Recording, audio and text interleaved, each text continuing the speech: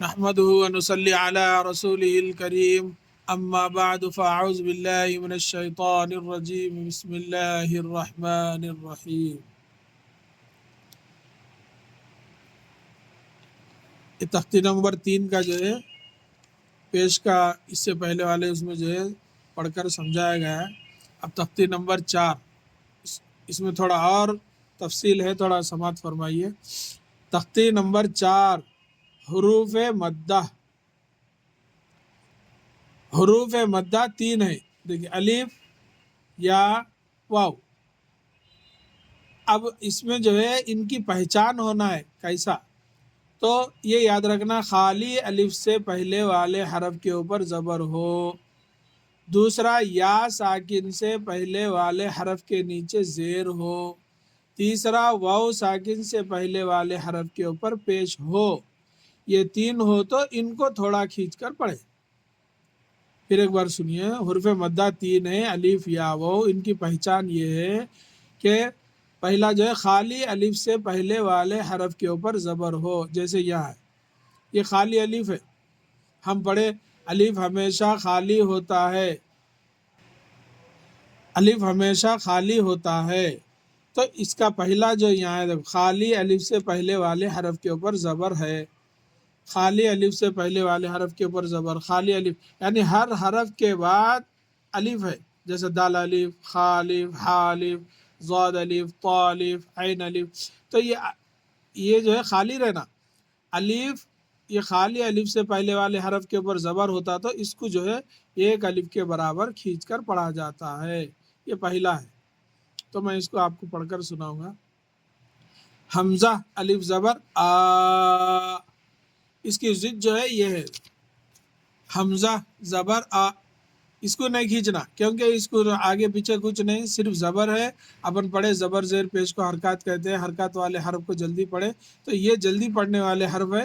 اس کی ضد میں جو ہے یہ ہے کہ حروف مدہ یعنی یہ پورے قرآن مجید میں اس کو ایک الف کے برابر کھینچ کر پڑھا جاتا ہے۔ حمزہ الف زبر آ، با الف زبر با، تا الف زبر تا، سا الف زبر سا، ہر حرف کے بعد الف ہے، دیکھیے یہ پہچان رکھنا اپن۔ حروف مدہ کی پہچان یہی ہے جو قرآن مجید میں کھینچ کر جو پڑھا جاتا ہے، اس کی پہچان ہے۔ جیم الف زبر جا، حا الف زبر حا، خا الف زبر خا، دال الف زبر دا، ذال الف زبر ذا، را الف زبر را، زا الف زبر زا، سین الف زبر سا، شین الف زبر شا، صاد الف زبر صا، ضاد الف زبر ضا، طا الف زبر طا۔ یہ جو ہے ہجے ہوا، اب یہاں سے روے جیسا پڑھیں گے، دیکھو ضا، عا، غا، فا، قا، کا، لا، ما، نا، وا، ہا، یا۔ اب اس کو اپن پیچھے پلٹا کے دیکھنے سے اس کو اپن جو ہے مشق کرنا، اس کو جو ہے نہیں کھینچنا، خالی آ، با، تا، سا، جا، ہا، خا، دا ایسا پڑھیں گے۔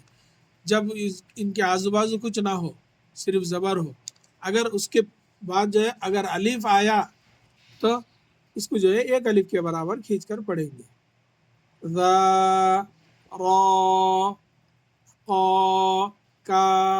انشاءاللہ نیچے جو ہے میں آپ کو آگے اس میں جو ہے اس میں پڑھ کر آپ کو اور اچھے انداز میں جو ہے سمجھائیں گے انشاءاللہ تعالی۔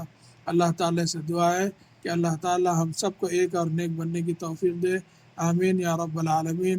السلام علیکم ورحمۃ اللہ وبرکاتہ۔